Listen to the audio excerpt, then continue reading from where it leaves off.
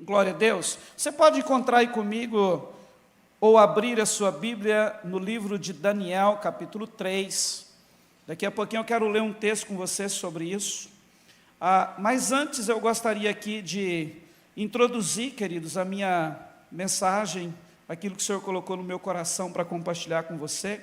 Quero falar sobre fé e posicionamento. Mas preste atenção nisso aqui. A conversa ela vai girar em torno de uma fé que nos leva a nos posicionarmos, honrando e glorificando a Deus, por quem Ele é e por aquilo que Ele significa para nós. Amém?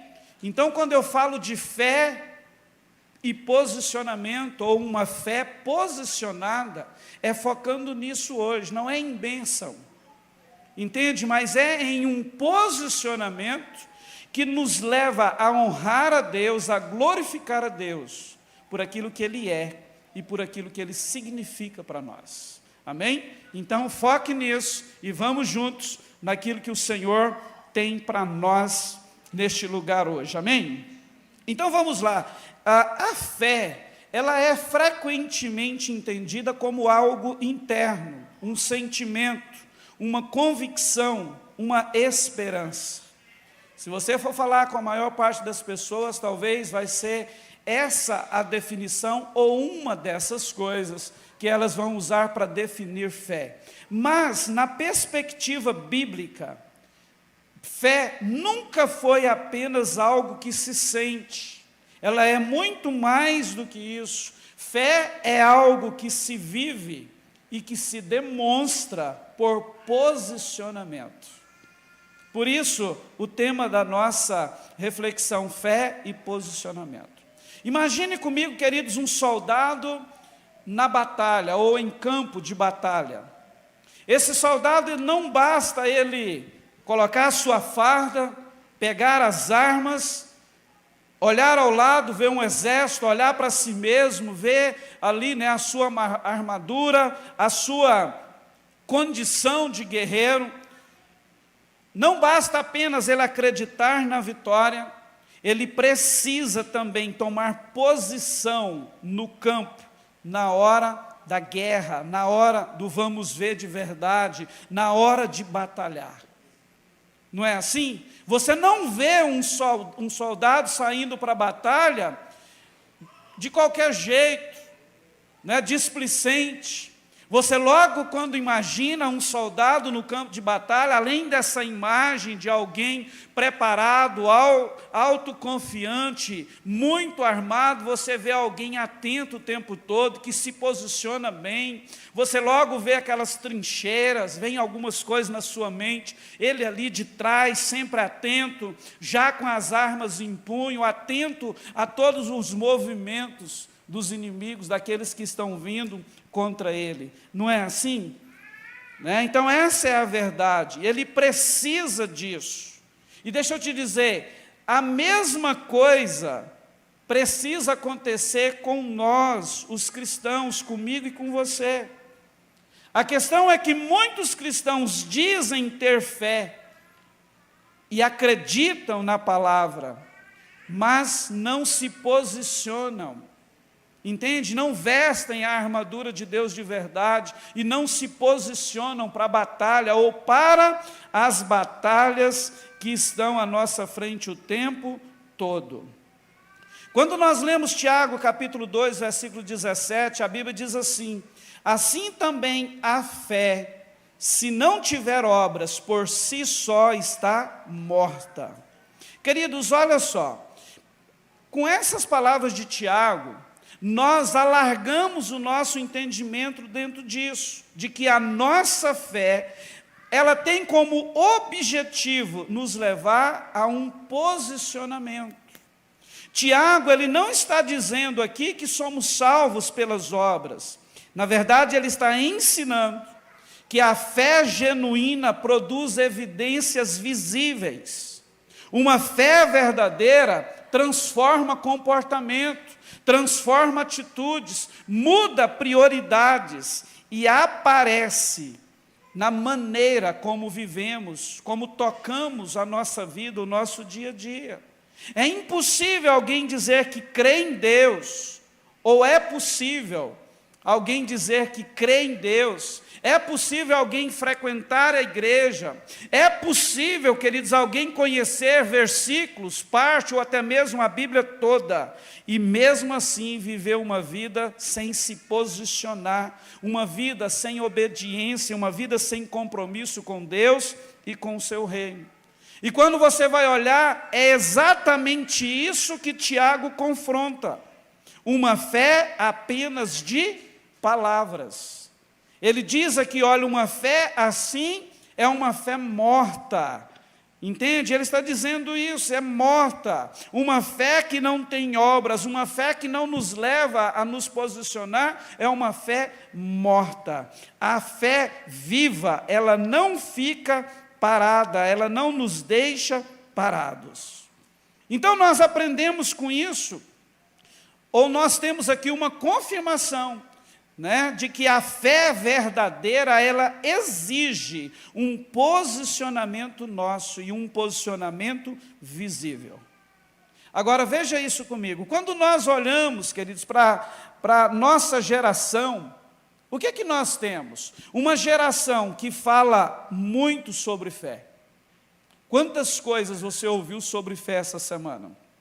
Talvez leu, talvez até falou.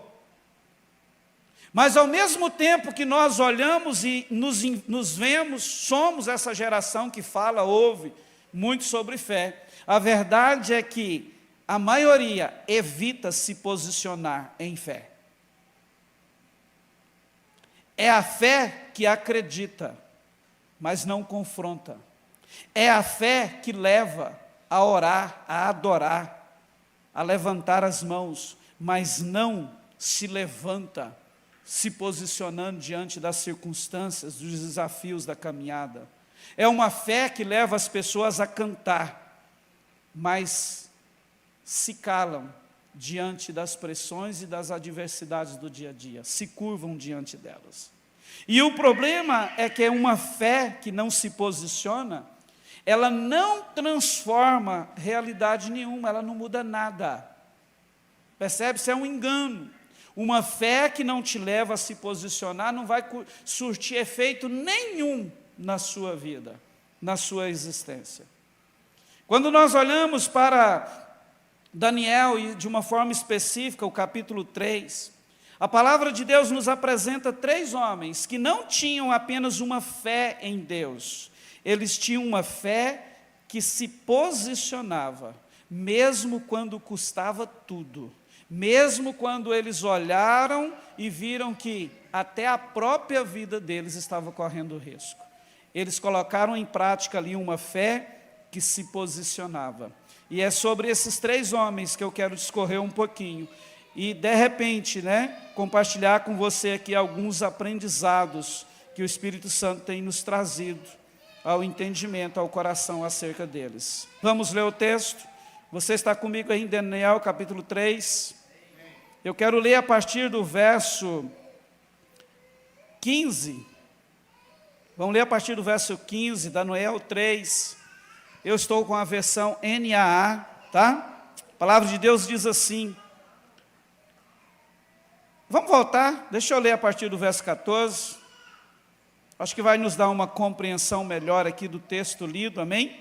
Daniel, capítulo 3, verso 14, diz assim: Nabucodonosor lhes disse, Sadraque, Mesaque e Abidnego, é verdade que vocês não prestam culto aos meus deuses, nem adoram a imagem de ouro que levantei? Agora, pois, se vocês estão prontos, quando ouvirem o som da trombeta, da flauta, da cítara, da harpa, da lira, da gaita de foles, prostrem-se e adorem a imagem que eu fiz. Mas, se não a adorarem, serão no mesmo instante lançados na fornalha de fogo ardente. E quem é o Deus que os poderá livrar das minhas mãos? Verso 16. Sadraque, Mesaque e Abidnego responderam ao rei: ó Nabucodonosor, quanto a isto, não precisamos nem responder. Se o nosso Deus, a quem servimos, quiser livrar-nos, Ele nos livrará da fornalha de fogo ardente e das suas mãos, ó rei. Verso 18, e mesmo que Ele não nos livre, fique sabendo, ó rei, que não prestaremos cultos aos seus deuses, nem adoraremos a imagem de ouro que o Senhor levantou. Para você, antes de entrar nos textos aqui, para que a gente entenda um pouquinho melhor, eu preciso contextualizar você da leitura desse texto, né, que nós lemos. Queridos, nós estamos aqui no ano de 605 a.C., no momento em que a Babilônia invadiu Judá. Foi a primeira invasão, né, que Nabucodonosor, a Babilônia, concretizou sobre Judá com a intenção de fazer daquele povo de Judá escravo dos babilônicos. Então nós estamos aqui nesse momento, há 605 anos antes, né, de Cristo. E nesse momento aqui, queridos, Nabucodonosor, ele leva Daniel e os seus amigos cativos à Babilônia. Ele invade Judá. Se você for ler a história, depois, né, de vencer os egípcios em uma grande batalha conhecida como a Batalha de Carquemis, e depois disso ele se sente empoderado. Naquela época o rei de Judá era Jeoaquim, e de repente ele invade, e nesse primeiro momento ele toma os principais, os príncipes ali, aqueles jovens de boa aparência, e os leva cativos para a Babilônia. E esses jovens, Sadraque, Mesaque e Abidnego, estavam entre esses que foram levados, juntamente com Daniel. A história deles está bem resumida aqui, nesse capítulo 3 do livro de Daniel. Se você voltar no capítulo 1 de Daniel, versículo 7, você vai ver os nomes originais deles, né? Os nomes hebraicos deles. Por exemplo, Sadraque é Ananias, Mesaque é Misael, Abidnego é Azarias. Sadraque, Mesaque e Abidnego são os nomes que os babilônicos deram a eles. Por quê, queridos? Tinha uma estratégia ali em Nabucodonosor. Ele invadiu Judá e não só pegou esses jovens e colocou eles para viver no palácio do rei com eles, mas a ideia de Nabucodonosor era submeter esses jovens a um processo de reeducação no palácio. Na verdade, Nabucodonosor queria desviar aqueles meninos, queria tirar eles dos caminhos do Senhor, queria tirar Deus da vida deles e colocar os deuses babilônicos, a idolatria, o paganismo na vida deles. É isso que Nabucodonosor queria fazer. Se você for olhar também no versículo 7, você vai ver que, ou nos textos anteriores, que assim como os três, Daniel também foi rebatizado. Lá ele não era chamado de Daniel, mas de Beltesazar. A influência daquele povo que agora estava escravizando aqueles jovens tinha como cunho exatamente isso, aculturá-los conforme os costumes da Babilônia. E isso tinha queridos, uma influência ou uma meta, era tirar Deus da vida deles. Quando a gente chega aqui nesse texto que nós lemos, logo no início do capítulo 3, Nabucodonosor, com toda a sua pompa, o seu poder, a autoridade em que ele encontrava, ele resolve aprontar mais uma. A Bíblia diz que ele constrói uma estátua de ouro muito grande, e aquela estátua tinha um objetivo, ele ia colocar toda a nação para se curvar diante dela e adorá-la como Deus. E assim ele fez. Ele constrói uma estátua de ouro, né, prepara o momento, e convoca toda a população. Se você for ler os textos, os versículos anteriores, ele chama todas as autoridades, os prefeitos, os governadores, né, os ministros, os magistrados, ele chama todo mundo, ele convoca o povo e dá uma ordem: está aqui essa estátua que eu fiz, quando tocar, quando a gente der os sinais, todos vocês têm que se curvar e adorar a ela, ou seja, adorar a mim como Deus. Olha o tanto que o cara era petulante. E assim ele fez. Só que quando ele realiza isso, esses 3 jovens, Sadraque, Mesaque e Abidnego, não se curvam. Eles não adoram aquela estátua. E aí a Bíblia vai nos dizer que alguns dentre os caldeus, talvez da equipe de governo de Nabucodonosor, percebe aquilo. E aí chega no rei e diz: olha, rei, sabe esse negócio aí que o senhor acabou de fazer? Esse negócio da adoração da estátua? Deixa eu dizer um negócio para o senhor. Sabe aqueles jovens que o senhor trouxe lá de Judá, que moram no seu palácio, que o senhor encheu de pompa, deu autoridade para eles? Deixa eu te dizer, rei, eles não se prostraram diante da estátua que o Senhor criou. Eles não adoraram a estátua que o Senhor criou. A Bíblia vai nos dizer, queridos, que Nabucodonosor, ele ficou muito furioso com isso. Ele ficou bravo, cara, né? Ele ficou irado. E nesse momento ele manda chamar Sadraque, Mesaque e Abidnego. E é exatamente aqui que acontece que nós temos as palavras, o que ocorreu na leitura do texto que nós fizemos. Agora aqueles 3 jovens estão diante do rei. E o rei vira para eles assim: bonitinhos, é verdade que vocês não adoraram a minha estátua?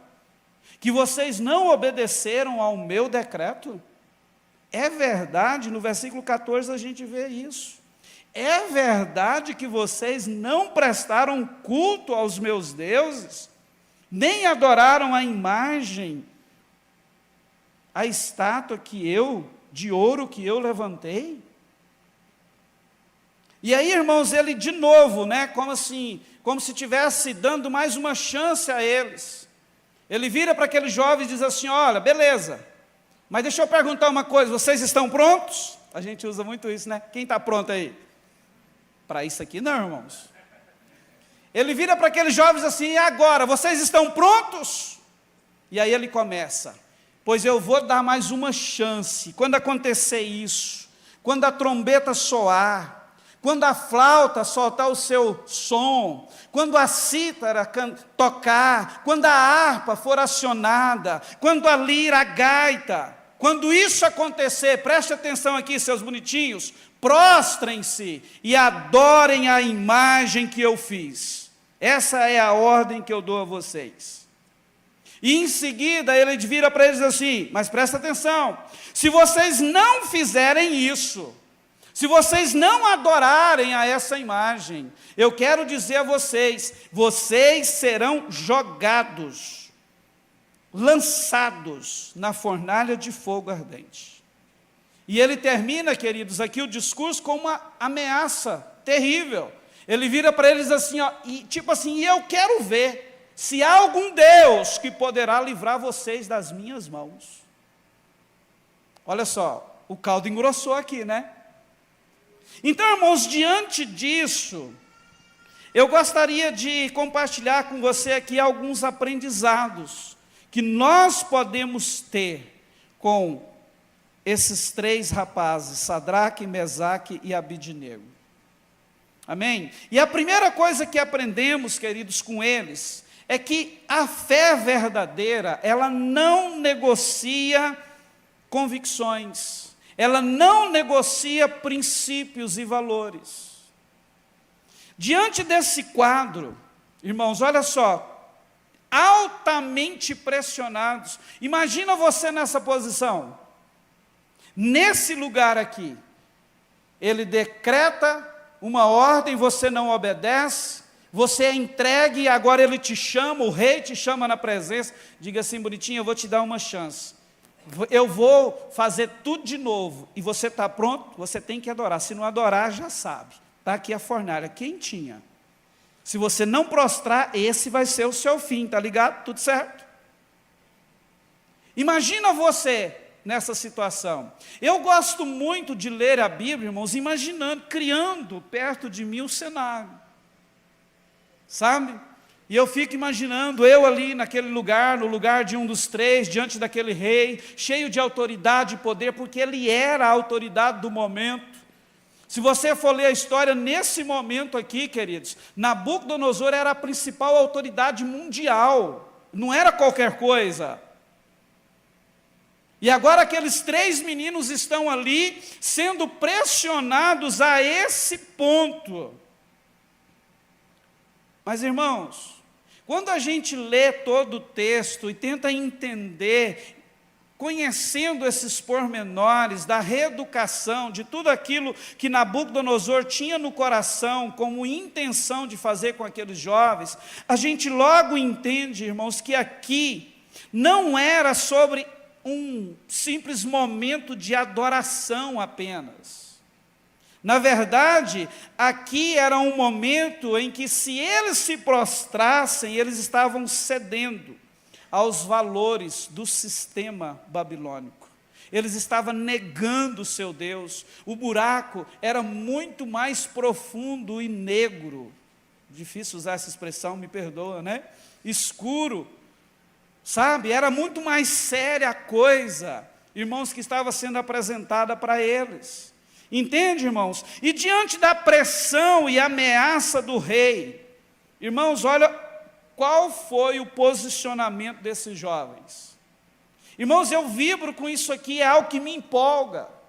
Se você for voltar comigo, irmãos, no versículo 16, depois das palavras de Nabucodonosor e da ameaça iminente, aqueles três jovens, irmãos, eu não acredito que eles baixaram as suas cabeças e responderam assim: ó rei. Não, irmãos. Sabe o que eu entendo aqui? É que eles de peito aberto, ombro erguido, cabeça erguida e talvez com o dedo levantado, aponta para aquele rei e diz: ó Nabucodonosor. Como alguém que estava se posicionando de uma forma, sabe, poderosa diante daquele rei do seu Deus. Eles dizem a ele: ó Nabucodonosor, quanto a isto o quê? A ameaça que Nabucodonosor tinha acabado de proferir. Quem é o Deus que os poderá livrar das minhas mãos? A resposta: ó Nabucodonosor, quanto a isto, não precisamos nem responder. Eu não tenho que dizer para você qual que é o Deus, e mais, eu não tenho que dizer para você se nós vamos adorar ou não. Tipo assim, já está decidido. Aqui não tem conversa. Percebe o tanto que isso é forte, irmãos? Eles não entraram, sabe, em debate com o rei. Eles não tentaram amenizar a questão, talvez encontrar um meio termo para que a fornalha fosse tirada daquele cenário, a morte fosse tirada ou a possibilidade de morte. Irmãos, eles não entraram em debate. Por quê? Porque quem tem convicção não precisa negociar princípios e valores. Entende, irmãos? É por causa disso que eles tiveram esse posicionamento. Ó rei, fique sabendo, nós não vamos nos prostrar. Eu não tenho nem o que te responder em relação a isso. Quando a gente traz, irmãos, esse tipo de relato bíblico, de testemunho para nós hoje, irmãos, hoje a pressão, ela não vem em forma de fornalha. Ela vem em forma de cultura, de opinião, de aceitação social. Veja o que está acontecendo. As pessoas hoje, irmãos, os cristãos estão permitindo ser envolvidos por uma cultura satânica, diabólica, levados por opiniões de tudo e de todos, menos ou quase nada pelo que diz a palavra de Deus. Para serem aceitos no mundo social onde vive, se negocia quase tudo. É essa que é a verdade, irmãos. E aí a gente vê discursos ou palavras como: ah, todo mundo faz, por que eu não posso fazer? Já tem viu isso aí? Né? Outra expressão: ah, isso é normal hoje. Tem muita gente indo nessa. Deus entende, irmãos, eu não aguento mais ouvir isso. Deus entende. E nisso, irmãos, princípios estão sendo negociados, valores estão sendo deixados, aquela convicção que algum dia essa pessoa viveu em Deus e com o seu Deus, já não existe mais. Deixa eu te contar algo. É muito normal hoje, a gente conversando com irmãos, e de repente as pessoas estão presas num estilo de vida totalmente diferente daquilo que a Bíblia espera de nós. Muitas vezes até em pecado, em práticas que não tem nada a ver com o Evangelho. E algumas, quando tem um momento de sensatez, de bom senso mesmo, vira e diz assim, puxa, é verdade, hoje eu faço coisas que um dia, naquela época, eu imaginava que eu nunca iria fazer. Por que hoje está fazendo? E está tudo normal? Porque teve momentos que a convicção foi negociada. Os valores foram negociados, os princípios foram negociados. Entende? E o sistema entrou. Mas a gente precisa, irmãos, entender isso, permitir que essa verdade se fortaleça. Uma fé verdadeira, ela não se adapta ao ambiente, ela sustenta uma identidade. Entende? Nós precisamos entender isso, queridos. Quem negocia convicções para ser aceito, se você for olhar, essa pessoa já perdeu o que ela tinha de mais valioso. Sabe o que é? A presença, a certeza de um coração íntegro com Deus. Irmãos, e isso é uma perda imensurável. É você olhar para você mesmo e dizer assim, puxa, eu quebrei princípios, eu não honrei a Deus, eu não glorifiquei a Deus, eu não dei a Ele a honra devida nesse lugar aqui. Segunda lição que nós aprendemos com estes jovens, é que a fé verdadeira se posiciona antes do milagre. Isso aqui, irmãos, é algo muito forte, eu queria que você se antenasse para isso. Diante de tudo aquilo, daquela conversa agora, quem está com a palavra é os três jovens, no versículo 17, talvez lembrando, na intenção de lembrar o rei, que eu quero ver se tem algum Deus que vai livrar vocês das minhas mãos. Olha o que aqueles jovens dizem, se o nosso Deus, a quem servimos, quiser livrar-nos, Ele nos livrará, rei, da fornalha. Olha isso, irmãos. Olha a convicção deles. E das tuas mãos. Viu? Que do mesmo jeitinho, na mesma altura que o rei ameaçou, eles responderam. Se Ele quiser, o Deus que nós servimos, se Ele quiser nos livrar, rei, Ele vai. Esse foguinho aí não é nada, as suas mãos não é nada. Eu quero que o senhor saiba disso. Mas eles continuam, irmãos, no versículo 18, eles não param por aqui, eles dizem assim, olha, e mesmo que, se Ele não nos livrar, fica sabendo, bonitão, poderoso, fica sabendo, rei, que nós não prestaremos cultos aos teus deuses, nós não adoraremos a imagem de ouro que você levantou, está ligado? É isso aí, ponto final, está bom assim para você? Irmãos, foi essa a resposta desses três jovens para Nabucodonosor. Talvez eu e você, nesse momento aqui, nesse ponto central dessa história, desse acontecimento, talvez eu e você, com a nossa fé de hoje, ou muitos cristãos de hoje, irmãos, começaria a negociar com Nabucodonosor. Rei, espera aí, sabe aquele jeitinho brasileiro? Talvez a gente tentaria uma negociata, mas você viu como eles foram firmes? Como eles foram convictos diante do rei? Entende, irmãos? E preste atenção nisso aqui. Eles não estavam ali dispostos a obedecer, porque Deus os livraria, porque eles não sabiam. Eles estavam ali, irmãos, dispostos a obedecer. Eu acredito muito nisso, porque eles tinham uma convicção no coração. O nosso Deus é digno da nossa confiança. O nosso Deus é digno da nossa fé.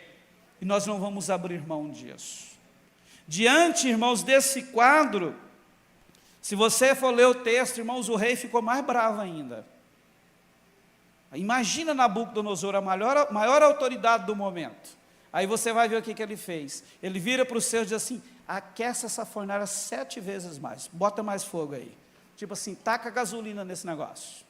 Quero mostrar para esses piazinhos, como diz os curitibanos, quero mostrar para esses boizinhos como é que me desrespeita, como que não me obedece. Bota 7 vezes mais calor nesse negócio aí.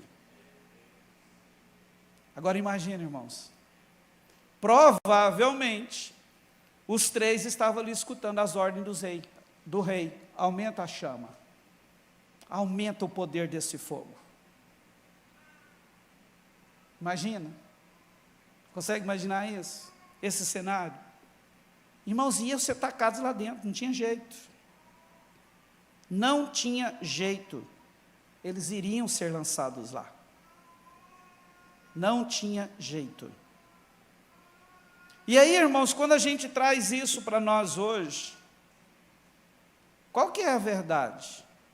Muita gente só se posiciona quando tem, ou quando se coloca um termo de garantia de resultado. Você já percebeu que nós somos assim? Que a maioria, que tem muita gente se posicionando assim diante de Deus, tipo assim, ó, se Deus abrir a porta, eu obedeço. Se Deus me livrar, eu permaneço. Se der tudo certo, eu vou continuar firme na igreja, eu vou continuar firme servindo a Deus. Se Deus me curar, eu vou fazer isso, isso e isso. Se Deus mudar o meu casamento, eu vou ser o melhor marido do mundo. Se Deus restaurar a minha família, eu vou ser a melhor esposa do mundo. Percebe? Irmãos, é assim ou não? Ah, se Deus me der esse salário de 50.000 mensal, Deus, eu te prometo que vou ser fiel nos meus dízimos, eu vou abençoar pessoas, eu vou abençoar o alcance social, eu vou fazer isso. Mas qual que é a cédula de garantia que quer? Aprovação, talvez naquele concurso. Irmãos, é assim que nós estamos nos posicionando, ou que muita gente cristã se posiciona hoje. Se posiciona diante da possibilidade e de uma garantia eminente de que a bênção vai acontecer, de que o milagre vai acontecer. Você percebe que os 3, eles não fizeram isso. A verdade, queridos, é que uma fé madura diz assim, ó, mesmo que não aconteça nada, mesmo que não aconteça nada do jeito que eu quero, eu decido permanecer fiel. Percebe? Uma fé madura nos leva a esse tipo de posicionamento. Entende? Não importa. Vai ter que ser jogado dentro da fornalha? Não importa, rei. Nós não vamos nos curvar. Nós não vamos adorar Deus nenhum, e muito menos essa estátua de ouro que você fez. Quantos de nós, irmãos, estaríamos dispostos a ter esse tipo de enfrentamento, fruto de um posicionamento nosso hoje? Quantos de nós que estamos aqui estaríamos dispostos a isso? Mas preste atenção, irmãos, esse tipo de posicionamento atrai o mover, o poder de Deus. O rei manda, sim, aquecer a fornalha 7 vezes mais, e eles são jogados lá dentro. E essa história, irmãos, ela é muito forte, porque se você for ler o texto, eu te desafio a fazer isso depois, irmão, o negócio lá ficou tão poderoso, que a Bíblia diz que as pessoas, os soldados que pegaram os 3 rapazes para jogá-los na fornalha, e eu acredito que eles não chegaram perto do negócio, foi de uma certa distância. Quando eles jogaram os jovens, eles morreram, eles foram tostados pelo poder do fogo. Mas os 3 foram jogados. Só que aí, irmãos, olha isso. Pelo fato deles não se dispuserem a obedecer a se posicionar porque queriam um milagre, na verdade eu acredito que eles nem contavam com isso, apesar de acreditar, como eles disseram, se o Deus que nós servimos quiser, Ele vai livrar. Se não, ó, problema. Tipo assim, ó, estou nem aí. Entende? Então eles criam que Deus podia. Mas eles não condicionou a obediência ao livramento. A fornalha aquecida 7 vezes mais, os 3 são jogados lá dentro, aí acontece o milagre, né? A intervenção de Deus. Imagina isso comigo, todo mundo olhando no meio daquele fogo. Nabucodonosor estava lá com os seus bisoião, olhando para dentro da fornalha. E de repente, irmão, o que eles vêem dentro da fornalha? Não 3, mas 4. 4 homens passeando pelo meio do fogo. E quando Nabucodonosor vê aquela cena, vem a consciência, mas espera aí, a gente não jogou 3, tem 4 passeando pelo fogo, e tem um que é semelhante ao filho dos deuses. Irmãos, olha isso, irmãos.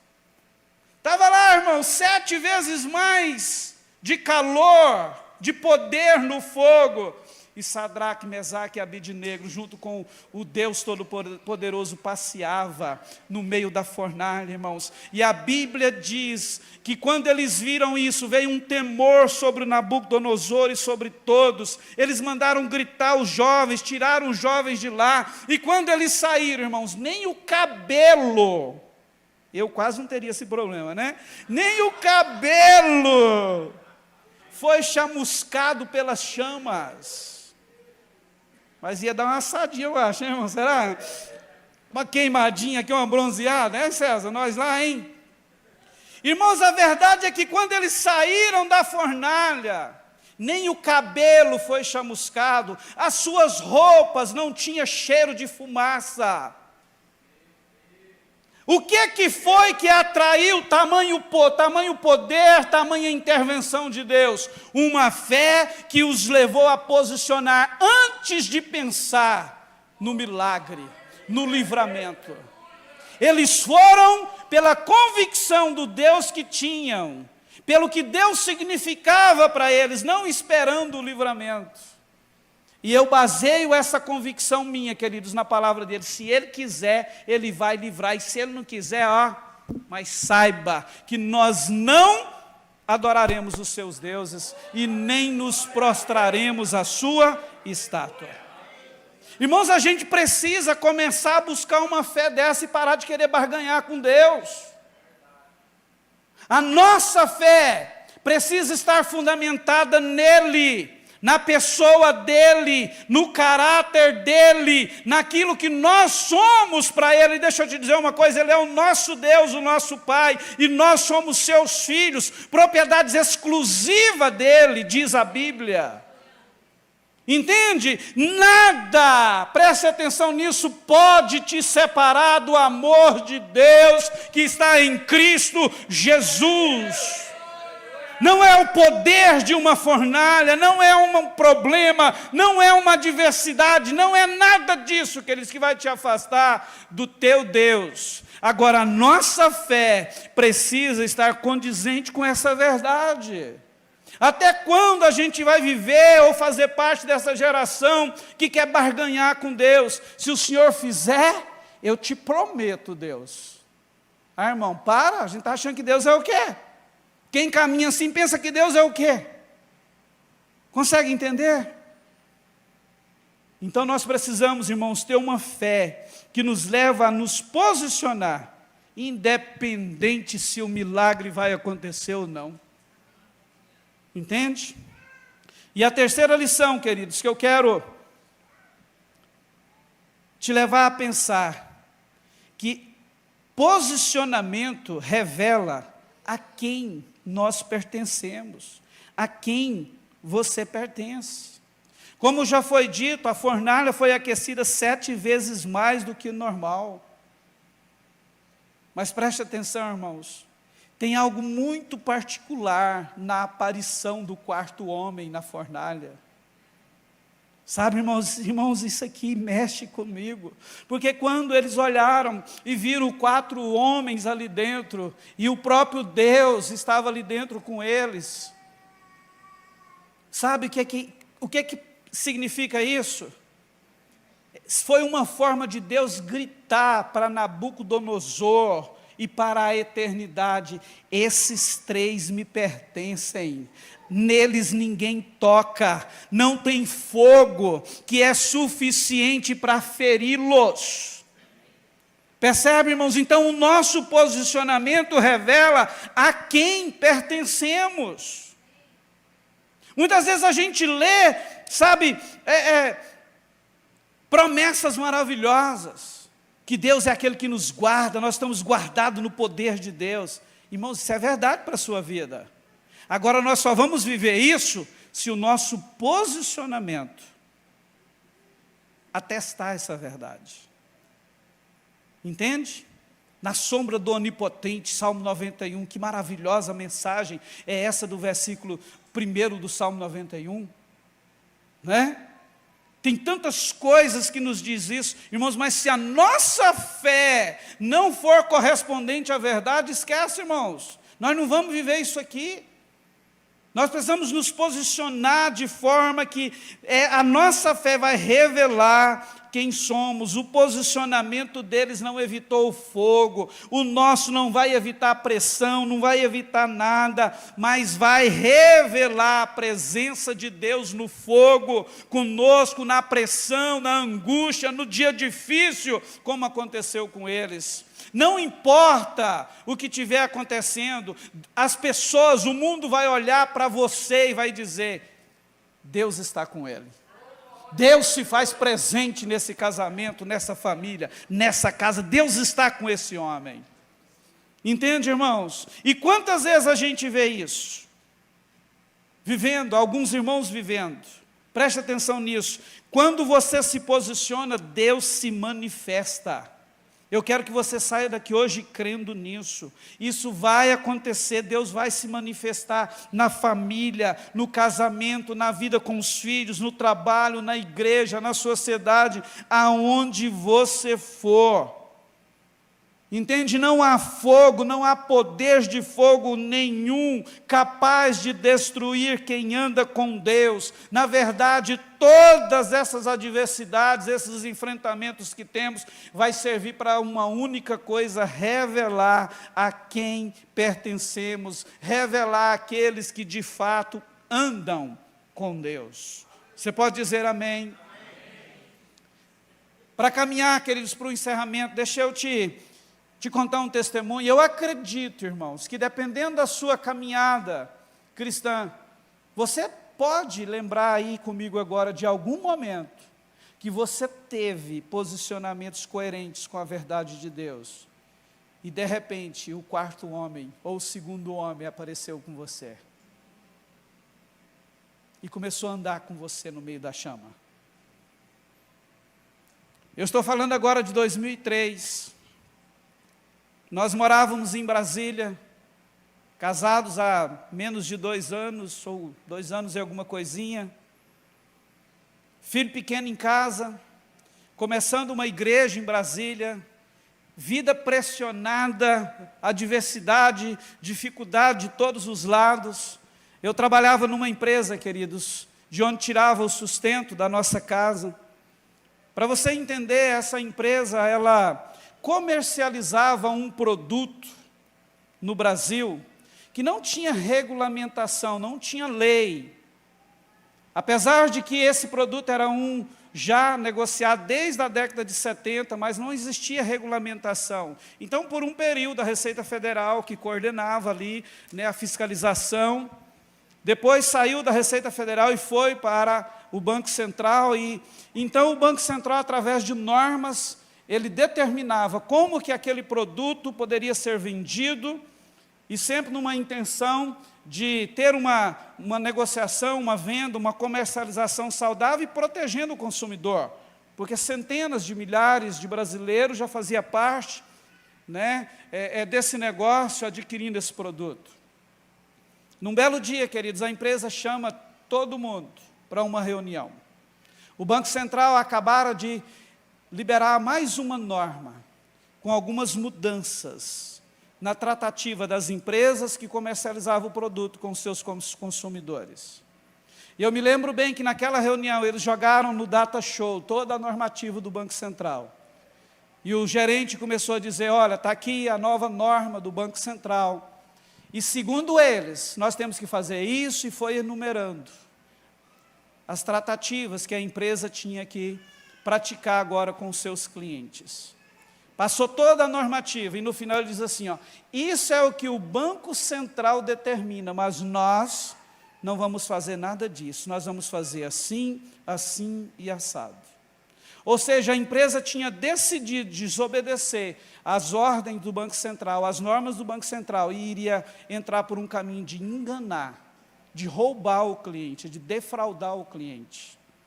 E para isso, irmãos, nós funcionários teríamos que entrar, teríamos que mentir, enganar as pessoas. E no meio desse cenário, eu me vi ali, assim, eu vou ser um dos principais mentirosos desse negócio. Porque a minha área de atuação na empresa era com o cliente, atendimento ao cliente. E eu me lembro bem que enquanto aqueles, o gerente, tinha a dona, uma filha do dono lá, eles falavam daquilo que era, por norma, o que nós iríamos fazer ou teríamos que fazer. Irmãos, começou a vir na minha mente um monte de coisa. Me veio, por exemplo, que alguns dias atrás, eu recebi uma senhora na minha mesa, ela tinha dinheiro parado na empresa, que até aquele momento não tinha como a empresa devolver, mas com a nova norma, a empresa podia ligar para ela, vem pegar o seu dinheiro. E o caso daquela senhora, um câncer tinha aparecido na família, e naquele dia aquela mulher chorava diante de mim, eu não tenho recursos para ajudar o meu esposo, esse dinheiro ia me ajudar tanto. Beleza, naquele dia não tinha como, mas agora com a nova norma, ela poderia receber. Então, se ela fosse lá de novo, eu ia mentir para essa mulher? Irmãos, e esse tipo de situação, sabe, começou a me confrontar naquele auditório. Eu me lembro como hoje, estava sentado na segunda fileira de cadeiras, e o Espírito Santo começou a me confrontar e disse para mim assim, e aí, o que você vai fazer? Você vai aceitar isso? Tipo assim, você vai se curvar? Você vai aceitar esse tipo de comportamento? Você vai viver assim? Irmãos, eu não titubeei. Terminou a reunião, todo mundo foi saindo, eu fiquei quieto. Enquanto o meu gestor estava ali juntando os papéis, os equipamentos, só ficou eu e ele. E ele vira para mim, e aí, Jorge, está tudo bem? Eu falei assim, cara, não, preciso falar com você. Virei para ele e falei assim, cara, deixa eu te dizer uma coisa, você me conhece. Eu entendo tudo isso aí que vocês estão nos passando, mas deixa eu te falar, eu não vou fazer isso. Eu não vou mentir para ninguém, eu não vou enganar ninguém. Se alguém sentar na minha mesa com qualquer caso que envolva essa norma do Banco Central, eu vou falar a verdade, eu não vou mentir, enganar ninguém. E deixa eu te dizer uma coisa, chefe, se eu servir para trabalhar com vocês assim, você sabe que pode contar comigo. Agora, se eu não servir, você também sabe o que tem que fazer comigo. Irmãos, e saí daquele auditório. Menos de 10 dias. Chego na empresa. Vem aquele recado, né? Jorge, passa no RH. Você está despedido. Sabe, irmãos? Mas deixa eu te confessar uma coisa. Naquele dia eu perdi o meu emprego. Mas eu carrego uma convicção muito poderosa no meu coração. Eu não neguei o meu Deus. Eu não negociei as minhas convicções, os meus valores. E deixa eu te dizer, depois disso, lembra do quadro que eu e a minha casa estávamos vivendo? Família, casados de novos, filho pequeno, igreja começando. Nós entramos, irmãos, num período que nós mais experimentamos intervenções de Deus. Que esse compartilhamento vai ficar um pouquinho dele para domingo que vem. Nós entramos num período, irmãos, que parece que a presença de Deus, a necessidade, a fornalha aparecia e estava lá o Filho de Deus.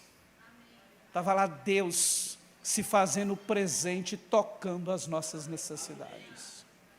Sabe, irmãos, eu queria te desafiar nesta noite a buscar essa fé, uma fé que te posiciona, presta atenção, diante de Deus, para honrá-lo e glorificá-lo por quem Ele é, por aquilo que Ele significa para você.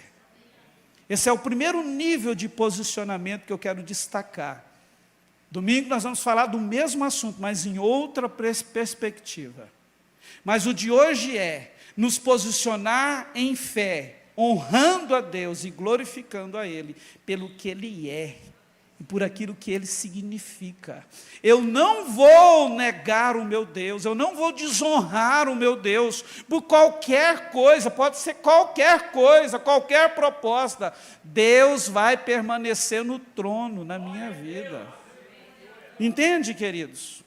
Então, para a gente terminar agora de verdade, se você já quiser ficar de pé, a pergunta não é se você tem fé, a pergunta é: a sua fé tem te feito se posicionar diante dele assim, honrando a Ele, glorificando a Ele pelo que Ele é, pelo que Ele significa para você?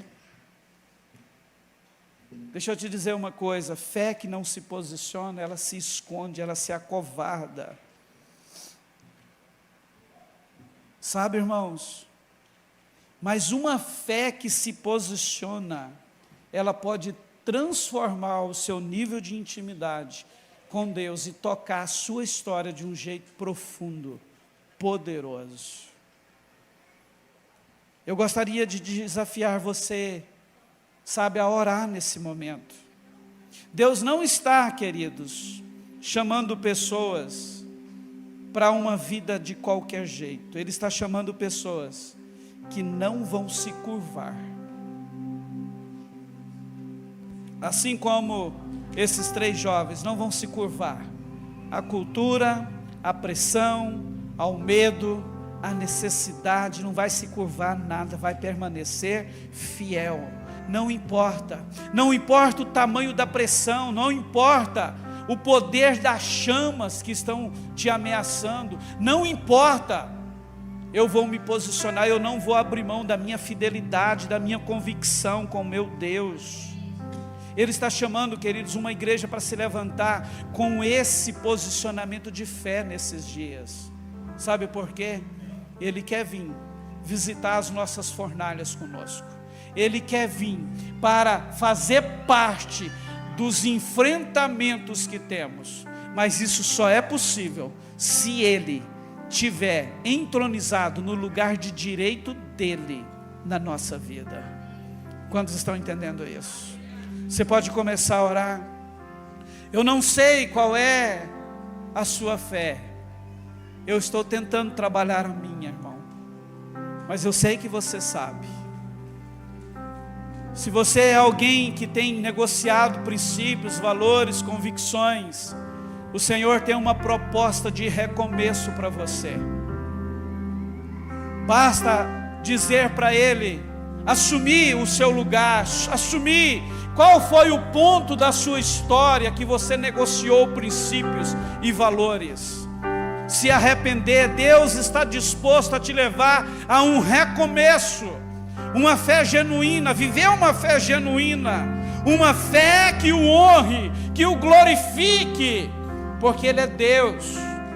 Sabe, uma fé que te leve a dar a Ele um alto lugar, um lugar de significância elevadíssima, onde Ele sim ocupa o centro de tudo, passa a ser a base de tudo. Nós podemos, por maior que tenha sido a nossa queda nessa jornada, ser trazido de volta a essa condição de fé.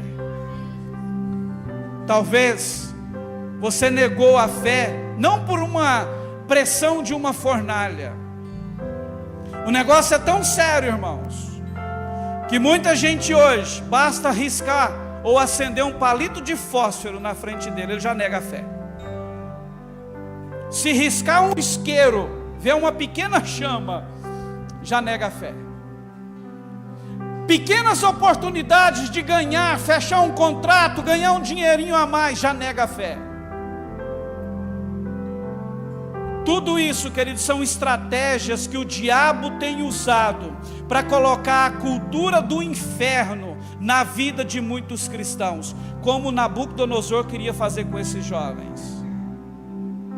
Talvez tem pessoas aqui que até caiu na lábia por algum tempo, mas é dia de voltar à presença do Eterno, do Todo-Poderoso, e dizer: Senhor, eu me arrependo dessa atitude minha, porque eu te neguei, eu não te honrei, eu não glorifiquei o Senhor com a minha atitude de fidelidade, de integridade. Você pode orar, queridos, porque se você viveu ou tem vivido situações assim, onde a desonra tem sido fruto do seu comportamento, a desonra a Deus tem sido fruto do seu comportamento, deixa eu te dizer, talvez você não consegue nem crer em Deus mais, mas o Senhor está aqui para limpar você, para purificar você, porque desonra é pecado. Basta olhar e dizer: Deus, me perdoa, o que eu fiz?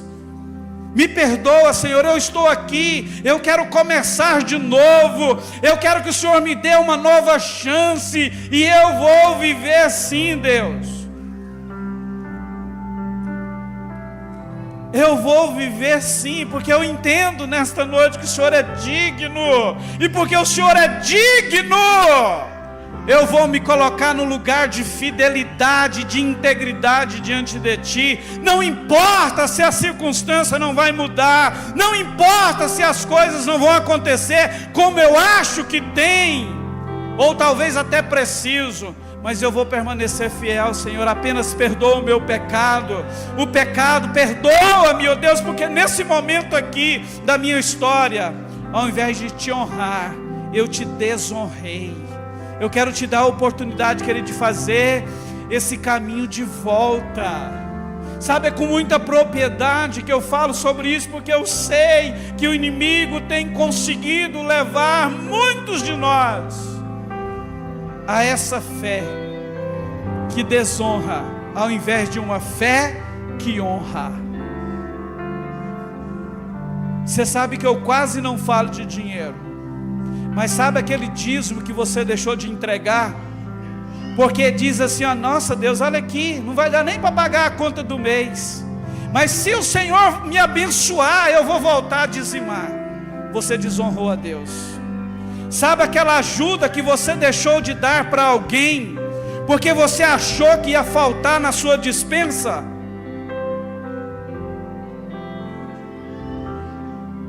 Sabe aquele perdão que você deixou de liberar para alguém, porque você estava chateadinho, magoadinho com a pessoa, e naquele momento você decidiu não perdoar? Quando nós fazemos isso, queridos, são atitudes que nos levam a desonrar a Deus, porque são atitudes em que nós negociamos convicções e valores eternos do reino de Deus. Nós sabemos o que a Bíblia fala de perdão, de fidelidade, de integridade, de ajuda mútua, de coração generoso. E todas as vezes que nós não praticamos isso, nós estamos dizendo: Deus, eu estou Te desonrando.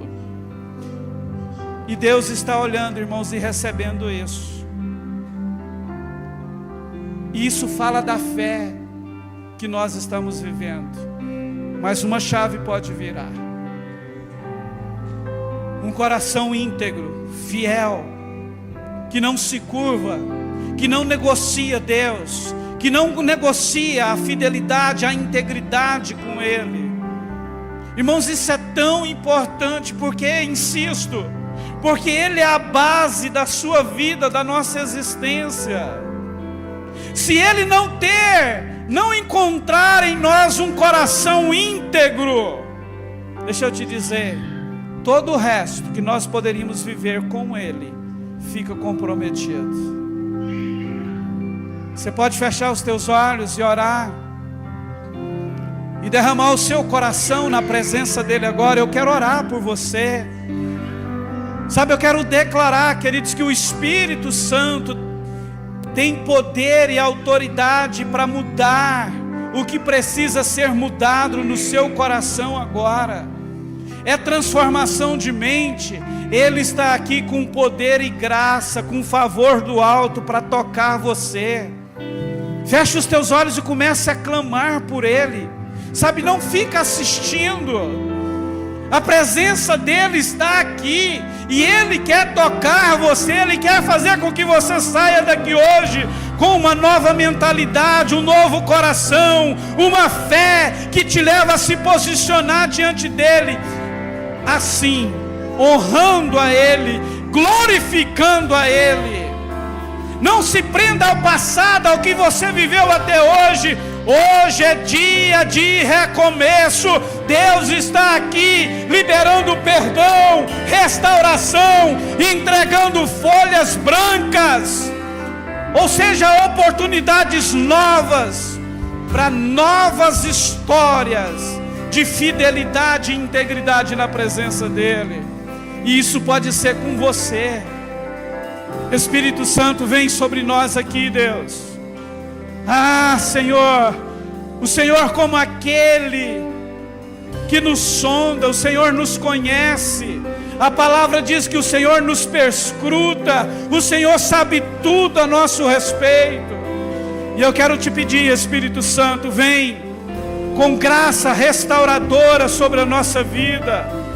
Oh Deus, não nos permita permanecer nesse lugar de uma fé que te desonra, que negligencia os princípios. Mas Espírito Santo, perdoa os nossos pecados, perdoa, Senhor, todas as vezes que negociamos, todas as vezes, Senhor, que temos a insensatez de tentar negociar até contigo, onde nós condicionamos a nossa fidelidade, a prática dos teus princípios a algo que o Senhor poderia fazer.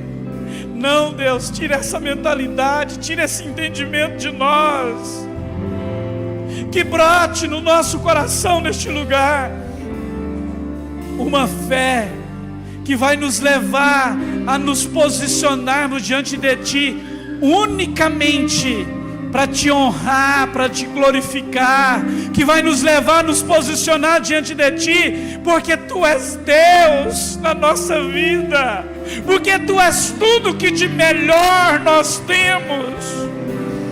Isso é o que o Senhor significa para nós, e é por isso que nós vamos nos manter firmes, fiéis, íntegros diante do Senhor, na Tua presença. Vem, Espírito Santo, vem com Teu abraço consolador e abraça cada irmão, cada irmã, que todo peso de acusação, de condenação, que perca espaço, e que nós possamos sair daqui crendo, Deus, sim, no Teu perdão, no Teu amor. O Senhor tem uma forma de nos limpar das nossas transgressões. O Senhor tem uma forma de limpar o nosso coração, de nos atrair de novo a um lugar de comunhão e de intimidade contigo. Faça isso, Espírito Santo, com cada um de nós neste lugar. Eu te peço em nome de Jesus, que o amor de Deus seja derramado nos nossos corações ao ponto de nos constranger, ao ponto de nos constranger, que sejamos levados por esse constrangimento a uma rendição completa, e que nos levantemos, Senhor, com os olhos fitos em Ti, um coração leve, prontos para Te adorar pelo que o Senhor é, para viver em prol daquilo que o Senhor é. É o que nós oramos em nome de Jesus.